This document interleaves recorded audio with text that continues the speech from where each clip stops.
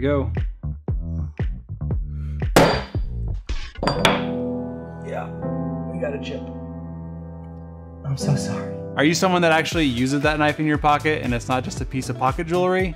Well, then this is the video for you. Today we're gonna talk about chips in the blade. All right, for the damage we did to this knife, it looks like we're gonna have to go all the way through the primary bevel in order to get it repaired, and that's where I need to start this journey. Do I wanna remove all of that material to get through that, or am I okay leaving it a little bit behind so I don't have to hog off as much material with this knife?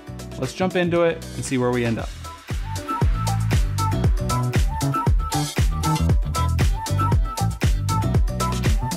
All right guys, I'm close on this knife. At this point now I just want to finish sharpening this knife like any other knife I'm sharpening. So I'm gonna go through all the abrasives and finish it up. All right guys, let's see how we did.